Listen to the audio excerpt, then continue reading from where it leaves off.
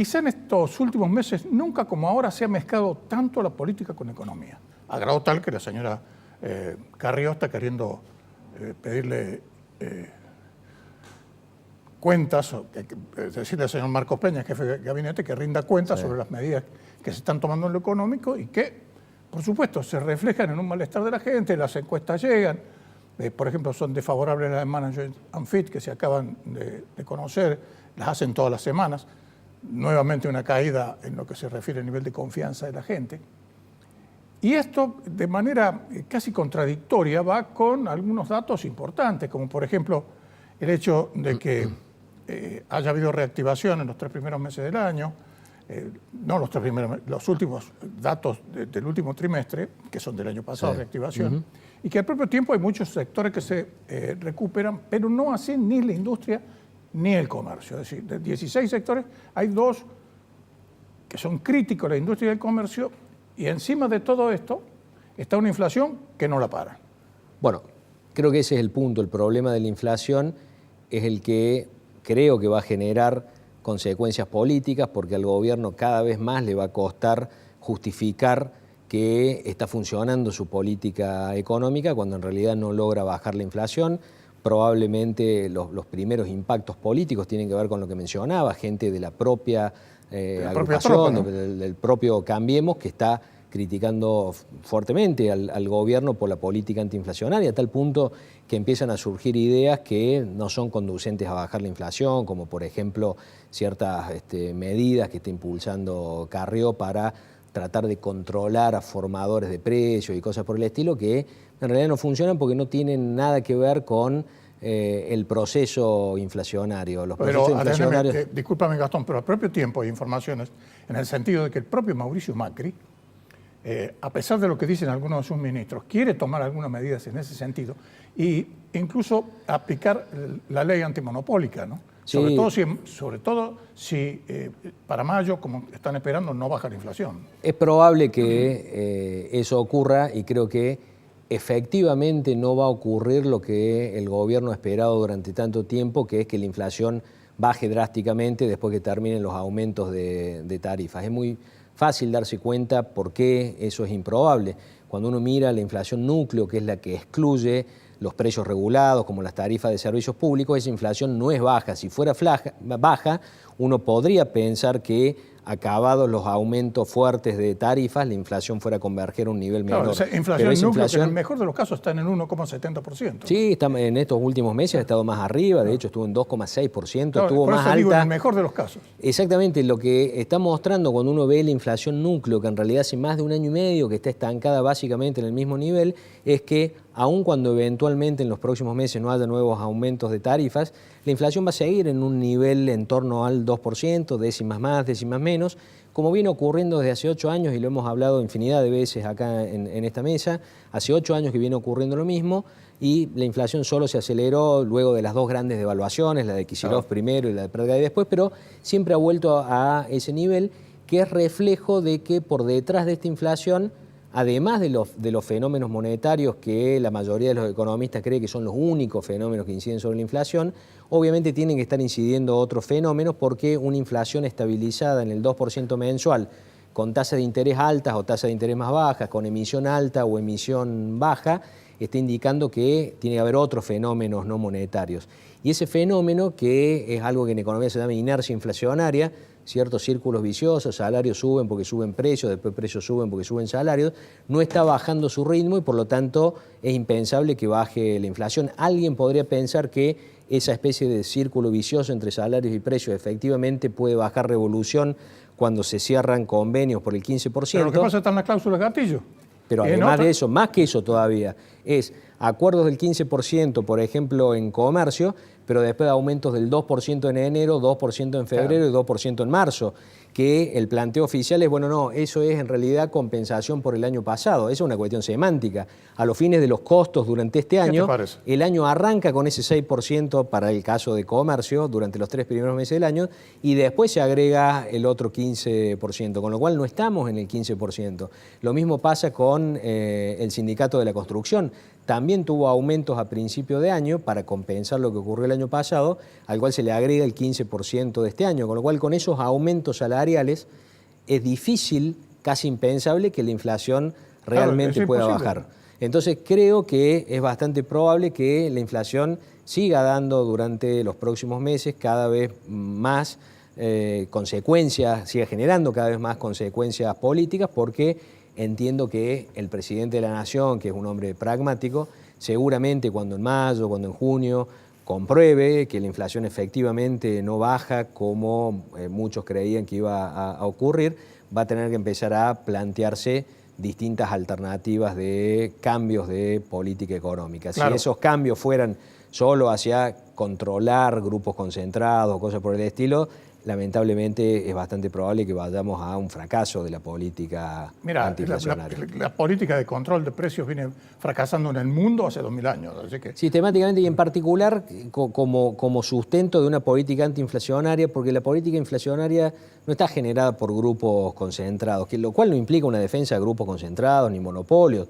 Hay que tratar de que la mayor parte de los mercados tengan la mayor competencia posible en beneficio de los consumidores, de la eficiencia de la economía. Ahora, como generador de inflación, claramente los grupos concentrados no son una explicación, sino el mundo tendría que estar lleno de inflación, porque el mundo está lleno de grupos concentrados y de monopolios. ¿Sabes una cosa, Gastón? Yo creo que aquí es un componente, a lo mejor dentro de este nivel tan elevado de inflación puede llegar a ser pequeño, pero ya sabemos la picardía de todos. Y en esto me quiero referir a los canales de distribución, a los canales de mayoreo al minorista, los precios finales al productor, y con esta inercia y esta cultura inflacionaria que tenemos, y allí en agua revuelta ganancia de pescadores o ganancia de intermediarios. Sumado todo esto a los costos de infraestructura que hay, por ejemplo, no es lo mismo un producto que se produce en los alrededores de Buenos Aires que en Santa Cruz, o en Mendoza, o en Córdoba, o en Misiones, porque el costo de infraestructura, es decir, el hecho del transporte nomás, lleva implícito un alza de precios que hace que esto se refleje también después en el costo final, ¿no? Sí, de todo modo, Gustavo, siempre hay que distinguir entre el nivel de precios y las variaciones de precios. La inflación tiene que ver con la dinámica de los precios, con las variaciones, no con el nivel de precios. Y todas las cuestiones de concentración de mercados, ineficiencias en los mercados, sobrecostos logísticos por distancia, como lo que mencionabas de la Patagonia, eso tiene que ver con los niveles de precios y con las relaciones entre los precios. Ahora, la inflación es un fenómeno de movimiento continuo de los precios que requiere otro tipo de instrumentos analíticos para entenderlo. Esta inflación que tiene Argentina desde hace 8 años y que tuvo muchas veces en su historia, no puede comprenderse si no se comprenden estos fenómenos circulares donde están involucrados los empresarios y los sindicatos, y sin embargo ninguno de ellos es el causante de la inflación. Paradójicamente lo que ocurre ahí es que hay un círculo donde las dos partes están haciendo que se muevan los precios, pero esto proviene de las políticas macroeconómicas. En general, la inflación termina apareciendo efectivamente cuando hay un exceso de emisión de dinero, exceso de déficit fiscal, pero una vez que la inflación es alta, una inflación es de 2 dígitos, se empiezan a activar estos otros fenómenos que hacen muy difícil bajar la inflación. Y en esa especie de trampa es en la que está el gobierno, y por eso hoy está teniendo básicamente la misma inflación que tenía el gobierno anterior. Esto cuando lo escucha gente del gobierno... Con la diferencia de las cifras que se conocían, ¿no? Porque... Sí, pero incluso en realidad nadie tomaba las cifras oficiales de INDEC en aquel momento, digamos, con las cifras no oficiales, esta inflación es muy parecida. Seguimos en el entorno, grosso modo, del 25% anual, de casi el 2% mensual. Esto para gente del gobierno es casi hasta ofensivo, planteando pero nosotros tuvimos que ajustar el tipo de cambio, ajustar tarifa, una serie de cuestiones. Esta inflación es distinta. Bueno, en cuanto al resultado, es más realista, es básicamente digamos lo mismo. Bueno, lo que pasa es que es muy probable que la inflación siga en ese proceso de inercia inflacionaria que la mantiene bastante estable en torno al 2% mensual, y que haya cambiado la composición, obviamente, de los precios y de los movimientos de precios, y hayan cambiado los presupuestos de las familias, que están ahora con más gasto en servicios públicos y menos gasto en otro tipo de bienes y servicios. De hecho, ahí se tiene que estar reflejando lo que viene ocurriendo con los supermercados y los hipermercados, que claramente han tenido reducción de volúmenes y dificultades para recuperar volúmenes anteriores. Además bueno, de que ahí tenemos el caso Carrefour, Walmart también, que están hablando de recomposición. Pero yendo específicamente a algunos aspectos, porque esto es crucial, lo reconoce el propio gobierno, lo ha dicho Macri, lo ha dicho Duhovne, lo han dicho todos. Es decir, por lo menos tienen los ojos abiertos.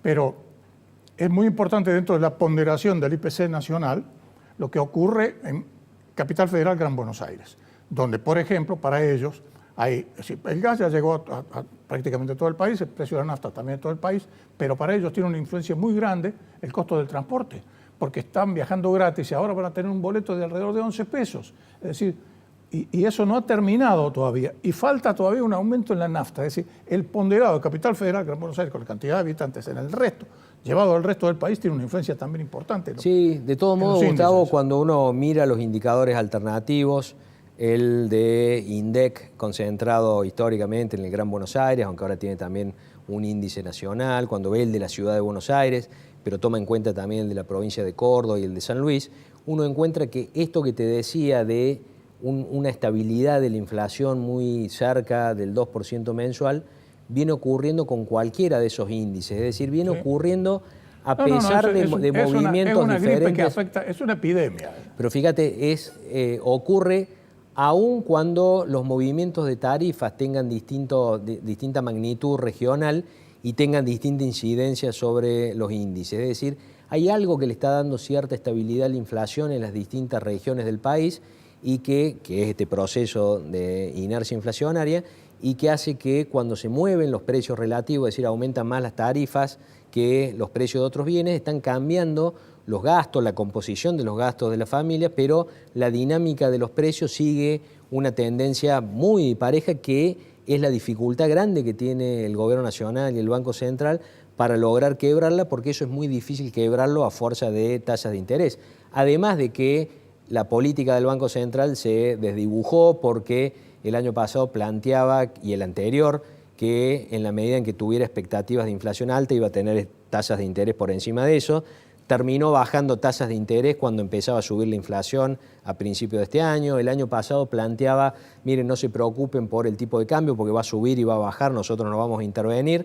Y ahora termina dando un comunicado en el que dice, bueno, miren, durante los próximos meses no va a subir, que es muy significativo, claro, porque le está diciendo la entidad que puede hacerlo. Claro, porque tiene una reserva de 65.000 millones de dólares. Entonces ha quedado muy desdibujada la gestión del Banco Central, lo que también le va a hacer cada vez más difícil a futuro lograr alinear expectativas. Además, hasta uno podría pensar cuánto tiempo va a seguir Federico Sturzenegger en la presidencia del Banco Central. Bueno, ya hay algunos que están diciendo, señores, este hombre hay que mantenerlo.